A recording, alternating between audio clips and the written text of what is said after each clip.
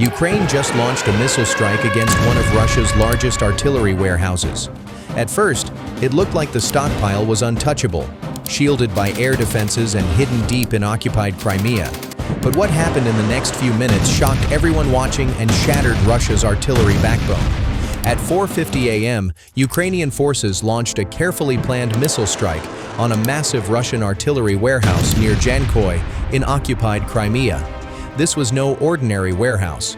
Valued at over $2.5 billion, it was one of Russia's biggest ammunition depots in the south, stocked with tens of thousands of 152mm shells, Grad rockets, and Smerch warheads. For months, Russian commanders had relied on this site to keep their artillery advantage alive along the Dnipro and Zaporizhzhia fronts. The warehouse was more than a storage facility. It was the beating heart of Russia's war machine in that sector. The missiles came in fast and low, bypassing early detection. Ukrainian planners had selected Storm Shadow cruise missiles and domestically produced Grim 2 tactical missiles for the job. These weapons had the precision and power needed to break through even Russia's layered air defenses. At first, Russian radar operators spotted the launches and scrambled to respond. Panzer S-1 autocannons and S-300 systems lit up the sky, firing interceptors in every direction. But the Ukrainians had timed the strike to perfection. Some missiles were destroyed mid-air, but at least 4 made it through. Their signatures disappeared from radar, and seconds later, the ground shook. The first impact struck an above-ground hangar filled with Grad rockets. The explosion was instant and brutal, sending a column of fire into the sky. Another missile tore into a fortified bunker stocked with Smerch warheads, creating a chain reaction of detonations that lit up the horizon. Villages nearly 20 kilometers away reported shockwaves that shattered windows and rattled doors. Residents filmed the night sky glowing bright orange, a sight so intense it looked like daylight had arrived early. Russian troops near the warehouse scrambled in panic. Some tried to activate mobile defenses, while others fled as secondary explosions ripped through the site. Ammunition stored in neat rows became fuel for chaos, each blast setting off more detonations in a deadly domino effect. Trucks lined up outside the depot, many carrying fuel and fresh shells, were caught in the firestorm. In minutes, what Russia called a fortress was turning into a graveyard. For Ukraine, this was more than destruction. This was a message. Billions of dollars worth of artillery shells, rockets, and ammunition, the very firepower Russia had depended on, were now exploding against their own soil. And this was only the beginning. For weeks leading up to the strike, Ukraine's intelligence services had been quietly piecing together the puzzle of Russia's artillery warehouse near Jankoy. This wasn't a target that could simply be guessed or randomly chosen. Ukrainian UAV units, working with NATO satellite feeds, tracked every convoy delivering ammunition into the facility. Trucks loaded with Grad rockets, pallets of 152mm shells, and even Smerch cluster munitions were filmed by high-altitude drones as they rolled into the depot day after day. Analysts confirmed that this was no ordinary warehouse. It was a critical hub funneling supplies directly to Russian forces fighting along the Dnipro line. The scale was enormous. Estimates suggested that the warehouse held enough firepower to support 15,000 artillery shells per day, enough to keep Russia's guns firing non-stop against Ukrainian positions. Inside were multiple reinforced bunkers, each designed to survive ordinary bombardment. Russia had even installed concrete blast walls and layered the site with earth berms to reduce the risk of secondary detonation spreading. To Russian commanders, this made the depot untouchable. But Ukraine saw something different, a weak point that, if hit hard enough, could collapse Russia's artillery dominance in the south. To protect the site, Russia had stationed Panzer S-1 batteries around the perimeter and tied in a nearby S-300 system for long-range defense. Mobile SAM units were on constant standby. Patrols of Mi-28 Havoc helicopters circled the region to catch low-flying drones or cruise missiles. On paper, it was a fortress. In practice, it was vulnerable. Ukrainian reconnaissance teams discovered that the panzers were spread too far apart, leaving gaps in radar coverage. They also noticed that Russian operators often wasted ammunition firing at decoy drones, leaving their systems short on interceptors when real threats appeared. Ukraine's strike planners studied these weaknesses and built a plan around them. They used smaller drones as distractions, programmed to fly directly into radar cones to bait interceptors. At the same time, electronic warfare units in Odessa coordinated to jam Russian communications, reducing their ability to mount a coordinated response. Once Russian defenses were distracted and fragmented, the main strike would begin. Every detail was timed down to the minute. The launch coordinates for Storm Shadow missiles were programmed to avoid overlapping radar zones, while Grim 2 tactical missiles were set to arrive almost simultaneously from different angles. This saturation tactic forced Russian systems to divide their fire, increasing the chances that at least some missiles would reach the target. Even the weather played a role. On the morning of the attack, heavy fog clung to the lowlands around Jankoy, providing natural cover for Ukrainian drones and obscuring Russian spotters. When the order came at 4:50 a.m., Ukraine wasn't taking a gamble. They knew the stockpiles were full, the defenses were flawed, and the timing was perfect. All that remained was to press the button and let the missiles do the rest. At exactly 4:50 a.m., the skies above southern Crimea lit up as Ukraine's strike package went live. The first wave consisted of domestically produced Grim 2 tactical missiles, launched from concealed positions far from the front.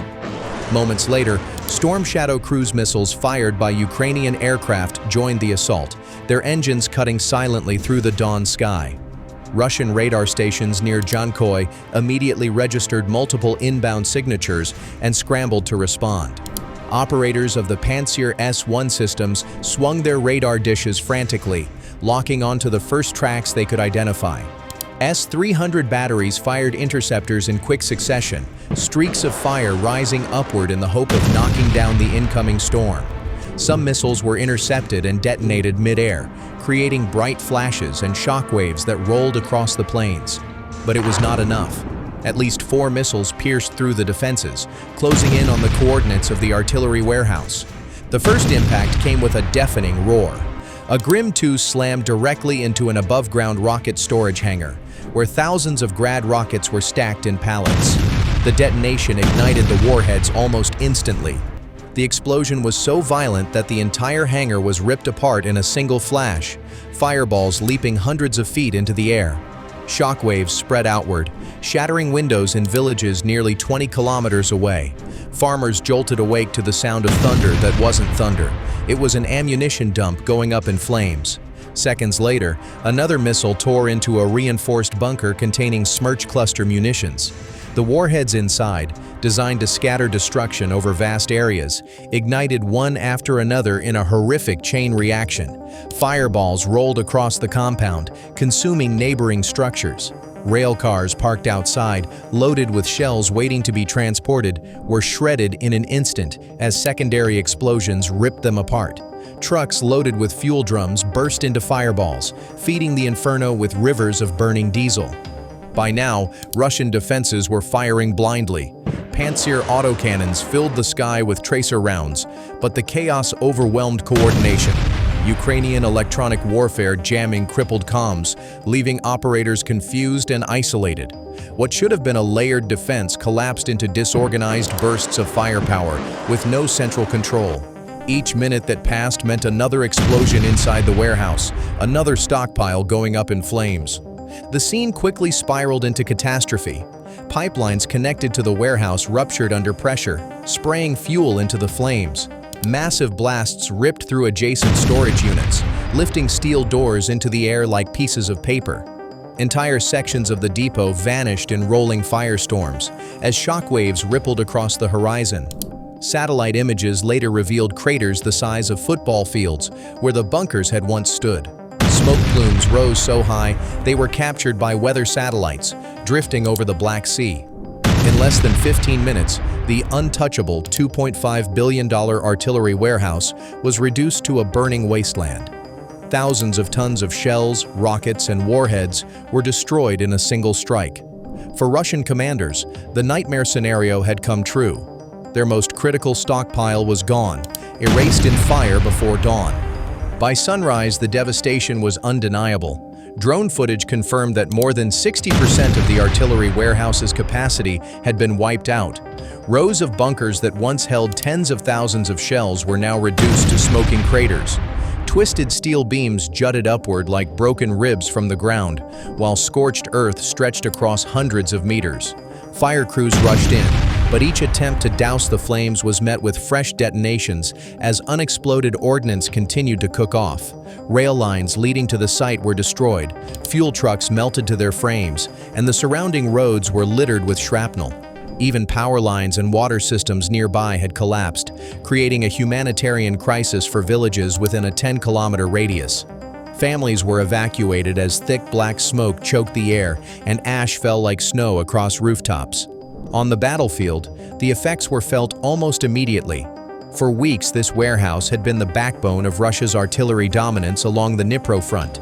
It supplied as much as 15,000 shells per day, feeding constant barrages against Ukrainian positions. Now, with its destruction, that firepower suddenly dropped.